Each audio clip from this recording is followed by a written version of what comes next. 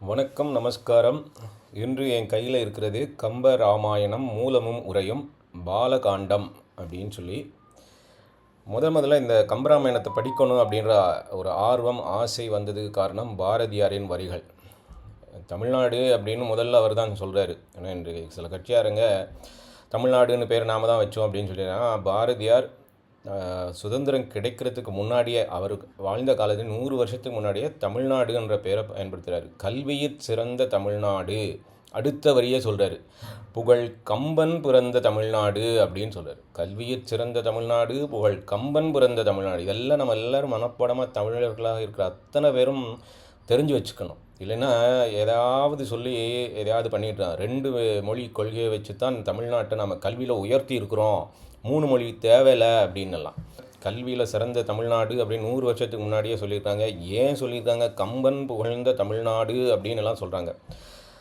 சமஸ்கிருதத்தில் இருந்த ராமாயணத்தை தமிழில் கொண்டு வரணும்னு ஆசைப்படுறாரு. இதுதான் தமிழ் பக்தி, இதுதான் தமிழ் பற்று அப்படின்றது.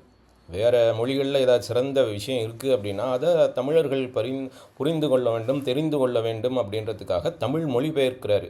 அதையும் பாரதியார் சொல்லிடுவார், உலகத்தில் என்னெல்லாம் மொழியில் என்னெல்லாம் சிறப்பு இருக்கோ அதெல்லாம் நாம் மொழிபெயர்க்கணும் அப்படின்னு சொல்லிட்டு. அப்போ தான் நம்ம தமிழ் மக்களின் அறிவு வளரும் அப்படின்னு சொல்லிட்டு. இன்னொரு இடத்துல அவர் சொல்கிறாரு, அது பெரிய சர்ச்சையாகவே சில பேர் டிபேட் பண்ணிகிட்டு இருக்கிறாங்க. ஆனால் கம்ப ராமாயணம் படித்தாங்கன்னா அந்த சர்ச்சைக்கு இடமே இல்லை அப்படின்னு சொல்கிற மாதிரி இருக்குது பாரதியார் வரி. என்ன அப்படின்னா, யாமறிந்த புலவரிலேயே கம்பனை போல் வள்ளுவனை போல் அப்படின்னு சொல்கிறார். முதல்ல சொல்கிறது யாரை அப்படின்னா கம்பரை சொல்கிறார். யாமறிந்த, அவருக்கு நிறைய பாஷை தெரியும். சமஸ்கிருதம் தெரியும், ஹிந்தி தெரியும், ஃப்ரெஞ்சு தெரியும், இங்கிலீஷ் தெரியும் அப்படின்னு எல்லா மொழிகள்லையும் அவர் கற்றுக்கிட்ட பாரதியார். எல்லா மொழிகளையும் கற்றுக்கிட்டவர் சொல்கிறாரு. எல்லாம் கற்றுக்காமலாம் தமிழ் தான் அப்படின்னு கொடி பிடிச்சவர் கிடையாது பாரதியார். தமிழை மட்டும் தெரிஞ்சுக்கிட்டு அப்படி கிடையாது. யாமறிந்த மொழிகளிலே அப்படின்னு சொல்லிட்டு கம்பனை போல் அதுக்கப்புறம்தான் வள்ளுவனை சொல்லியிருக்கிறாரு. ஸோ இதை தான் சில பேர் சர்ச்சை அப்படின்ற. ஆனால் அப்படி சொல்கிறவங்க கம்பராமாயணம் படிக்கலை. ஏன்னா அந்த வரியும் என்ன தோணிச்சுது, கம்பராமாயணத்தில் என்ன தான் இருக்குது, ஏன் இப்படி பாரதியார் உலக புகழ்ந்து பாடியிருக்கிறாரு அப்படின்னு. அதை படித்ததுக்கப்புறம் தான் இதெல்லாம் வாங்கணும் படிக்கணும்னு எனக்கு தோணிச்சுது. ஸோ அதையும் நான் சொல்லிக்கிறேன். படித்ததுக்கப்புறம் நோ டவுட், எந்த ஒரு சந்தேகமும் கிடையாது, பாரதியாருடைய வரிகள் 100% அற்புதமானது, மிக பொருந்தும். ஏன்னா வரிகள் அந்த மாதிரி இருக்குது. இப்போது ஞானம் எதுவில் இருந்து வருது அப்படின்னு பார்க்குறோன்னா ரெண்டுமே சூப்பராக தான் இருக்குது. கருத்துகள் கம்பராமாயணத்தில் சொல்லியிருக்க கருத்தும் திருவள்ளுவருடைய கருத்தும் வேறு வித்தியாசமாகலாம் இருக்காது. எல்லாம் ஒரே விஷயந்தான். அது எப்படின்னா, மதங்கள் எல்லாம் ஒன்று தான், அதில் சொல்கிற கருத்துக்கள் எல்லாம் இந்த மதம் பெருசா அந்த மதம் பெருசான்னு யாரும் நிஜமாகவே மதத்தை புரிஞ்சுக்கிட்டவங்க சண்டை போட மாட்டாங்க. அந்த மாதிரி கருத்துகள் அப்படின்னு பார்த்தோன்னா திருக்குறளும் ராமாயணமும் வித்தியாசம் கிடையாது. எல்லாம் நல்ல விஷயந்தான் சொல்லுது. அறம் செய்ய விரும்பு, அதெல்லாம் தான் நல்ல விஷயங்கள் தான் சொல்லிகிட்டு இருக்குது. அதனால் கருத்து அப்படின்ட்டு வரும்போது விஷயங்கள். ஆனால் யார் புலவர் அப்படின்னு பார்க்குறப்போ கம்பருடைய புலவனுடைய அந்த தன்மையெல்லாம், அந்த உவமானங்கள் தான் ஒரு புலவரை ஒசத்துது. அந்த கவிதைக்கு பெருமை சேர்க்குது அந்த உவமானங்கள். அதெல்லாம் இதில் கொட்டி கிடக்குது. திருவள்ளுவர் மெசேஜ் சொல்கிறதுக்கு தான் வந்தவர். அதனால் அங்கே கவித்துவம் எல்லாம் அங்கே கம்மியாக தான் இருக்குது. மெசேஜ் தான் அவருக்கு இம்பார்ட்டன்ட். அதனால் அற்புதமாக இதில் சொல்லியிருக்கிற இந்த விஷயங்கள் எல்லாம் நம்ம தெரிஞ்சுக்கணும். நம்ம நிறைய தமிழ்நாட்டிலையும் சரி, கம்பர் கழகம், சென்னை கம்பர் கழகம், காரைக்குடி கம்பன் கழகம் அப்படின்லாம் நிறைய பேர் நிறைய பண்ணிகிட்ருக்குறாங்க. நான் பிறக்கிறதுக்கு முன்னாடி இருந்து அவங்கெல்லாம் பெரிய நமஸ்காரம் சொல்லிக்கிறேன். அதே நேரத்தில் இப்போ வெளிநாட்டில் கூட பண்ணிகிட்ருக்கோம், ஆஸ்திரேலியாவில் கூட. அதே நேரத்தில் இந்த கம்பருடைய ஃபோட்டோக்களை மாற்றிக்கிட்டு இருக்கிறாங்க. எப்படி திருவள்ளுவருடைய ஃபோட்டோவை சனாதன தர்மத்துக்கு சம்மந்தம் இல்லாத மாதிரி மாற்றினாங்களோ, இப்போ மறுபடியும் நாம் எல்லாம் சண்டை போட்டு அதை மீட்டுக்கிட்டு இருக்கிறோம். திருவள்ளுவர் சனாதனத்தை சேர்ந்தவர் அப்படின்னு சொல்லி, வைதிக மதத்தை சேர்ந்தவர் அப்படி. அதே மாதிரி முயற்சிகள் கம்பரையும் மாற்றிக்கிட்டு இருக்கிறதுக்கான படங்களை பார்க்க முடிகிறது. சனாதனத்துக்கு இல்லாதவர் மாதிரியான விஷயங்கள் எல்லாம். ஸோ அதெல்லாம் நாம் புரிஞ்சு பார்த்துக்கிட்டு ரொம்ப அலர்ட்டாக இருக்குது, விழிப்போடு இருந்து. இவர் மாற்றவே முடியாத விஷயம். கம்பராமாயணம் பாடுறவர் எப்படி வேற்று மதத்தை சேர்ந்தவர் அப்படின்னு சொல்ல முடியும். ஆனாலும் அதற்கான முயற்சிகளாக பண்ணிகிட்டு இருக்கிறாங்கன்றத நாம் புரிஞ்சுக்கணும் அப்படின்றதுக்காக சொல்லி, நம்ம தமிழ்நாடு அரசு நிறைய பண்ண வேண்டி இருக்குது. இந்த சென்ட்ரல் கவர்மெண்ட் கம்பருக்கு ஒரு ஸ்டாம்பை ரிலீஸ் பண்ணியிருக்கிறாங்க.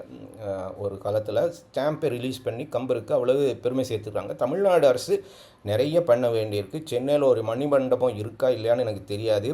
திருவள்ளுவருக்கு எப்படி முன்னாள் முதலமைச்சர் மாண்புமிகு கலைஞர் அவர்கள் இருந்த காலத்தில் எப்படி வள்ளுவர் கோட்டம் நுங்கம்பாக்கத்தில் கட்டி கொடுத்தாங்களோ அதே மாதிரி இவருக்கும் பண்ணணும். சென்னையிலையும் பண்ணணும், ஒவ்வொரு ஊர்லேயும் பண்ணணும். அப்படி கட்டிட்டு மாதிரி விட்டுடக்கூடாது. இப்போ திருவள்ளுவர் திருக்குறள் பண்ணினதுக்கான மண்டபத்தில் டெய்லி தினமும் ஒரு பள்ளிக்கு ஒரு அதிகாரம் கொடுத்து அவங்க அதை ஒரு ப்ரோக்ராம் பண்ணணும் திருவள்ளுவர் கோட்டத்தில். அப்போ தான் அதுக்கு பெருமை. கட்டிடத்தை மட்டும் கட்டி விட்டுட்டு அது வேஸ்ட்டாக போயிட்டுருக்கிறதுல அர்த்தமே கிடையாது. அதை போட்டிகள் வைத்து பள்ளிகளை அழைத்து கல்லூரிகளை அழைத்து ஒவ்வொரு அதிகாரத்துலேயும் ஏதாவது பண்ணணும் ப்ரோக்ராம். அதே மாதிரி கம்பராமாயணத்துக்கும் கம்பருக்கும் நாம் நிறைய பண்ண வேண்டியிருக்குது.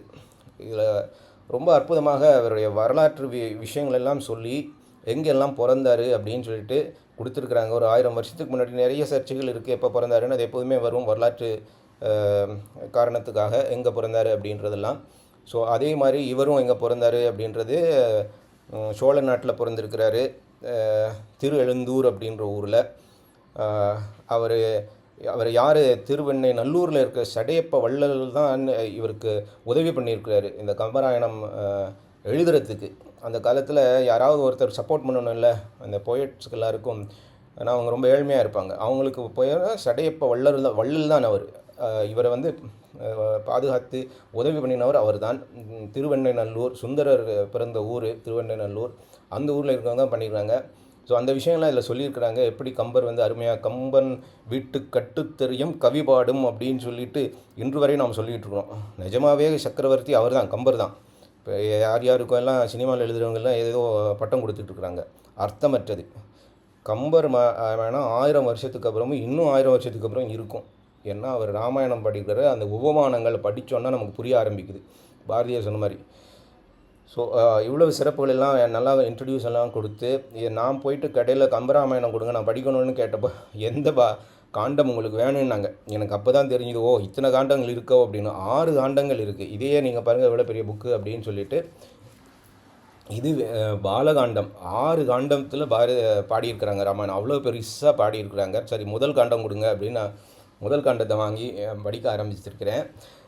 ஸோ இந்த விஷயம்லாம் எத்தனை பேருக்கு தெரியும்னு தெரியாது. ஸோ கம்பராமாயணன் நம்ம படிக்கலைன்னா நம்ம தமிழன் சொல்லிக்கிறதுல அர்த்தம் கிடையாது. தமிழன் மட்டும் கிடையாது, நம்ம சனாதன தர்மத்தை சேர்ந்தவர்கள் அப்படின்னு சொல்லி ஜெய் ஸ்ரீராமன்லாம் சொல்லிகிட்டு இருக்கிறோம். அப்படின்னா முதல்ல நம்ம தமிழில் அதை நமக்கு கொடுத்த கம்பராவை நம்ம பாடணும், அவரை புகழ்ந்து பாடணும்.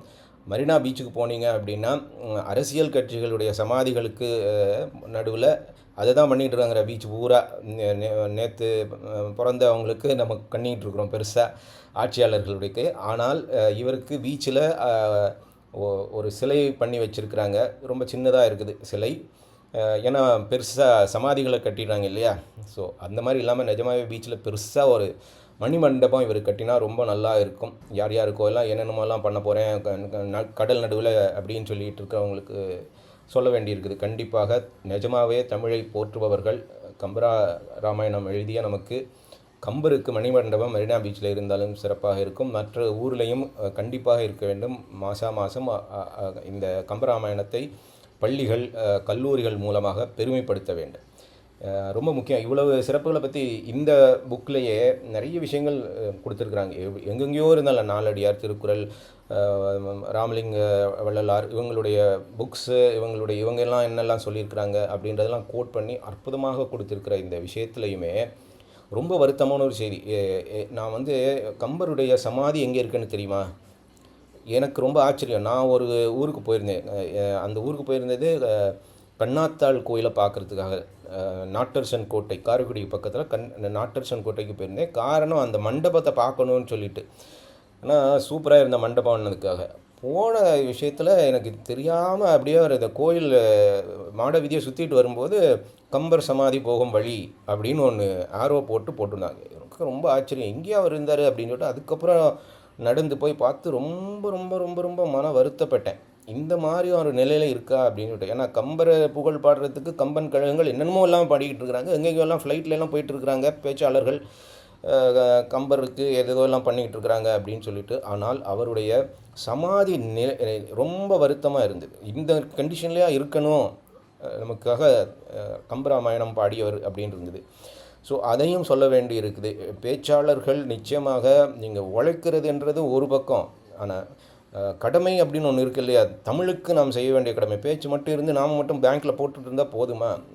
ஆட்சியாளர்களுக்கு சொல்லியாக வேண்டும், இதெல்லாம் நீங்கள் பண்ணுங்க அப்படின்னு. நமக்கு யார் ஸ்பான்சர் பண்ணுறாங்களோ அவங்களுக்கும் சொல்லி ஆகணும். நமக்கு மட்டும் ஸ்பான்சர்னா போதாது, கம்பருக்கு செய்ய வேண்டியதை செய்யுங்க அப்படின்னு மேடையிலேயே சொல்லுங்கள். 2 வார்த்தைகளை தனியாலாம் சொல்லிகிட்டு இருக்க முடியாது இல்லையா, மேடையிலேயே சொல்லுங்கள். அதை கேட்டு யார் 4 பேர் ஏதாவது பண்ணட்டும் அப்படின்ட்டு. ஏன்னா அதையும் சொல்ல வேண்டியது. இது வருத்தம் என்னன்னா, அதை பற்றி, அந்த சமாதியை பற்றி இந்த புக்கில் இவ்வளோ சிறப்பாலாம் கொடுத்துருக்கிற புக்கில் கூட மென்ஷன் பண்ணல. அவருடைய சமாதி எங்கே அப்படின்னு சொல்லிட்டு, பிறந்தது எங்கேன்னு போட்டிருக்காங்க. ஆனால் சமாதி எப்படி இருக்குது, என்ன நிலையில் இருக்குது அப்படின்றத பற்றியும், என்ன நாம் செய்ய வேண்டும் அப்படின்றத பற்றியும் போடலை.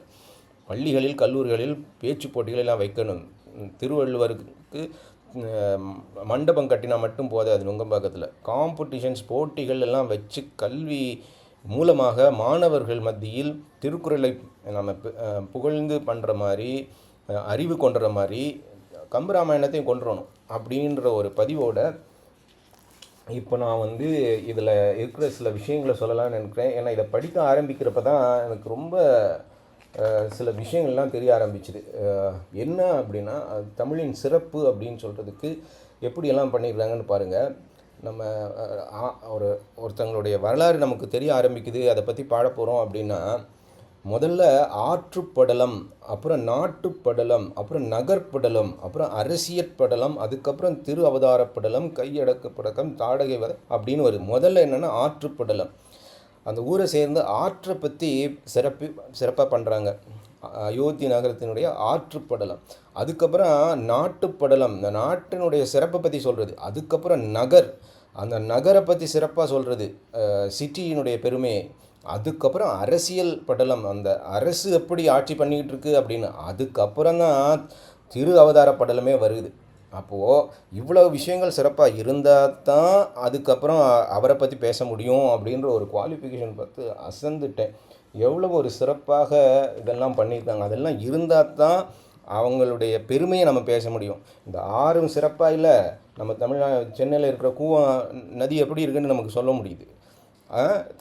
அப்போது ஆட்சியாளர்களை பற்றி பேசுகிற முன்னாடி அந்த ஆற்றுப்படலம் அப்படி இருக்குது. அதுக்கப்புறம் நாடு அப்படி இருக்குது, குடிமக்களுமா இருக்கிற நாடை பற்றி நம்ம சொல்கிறதுக்கு இல்லை.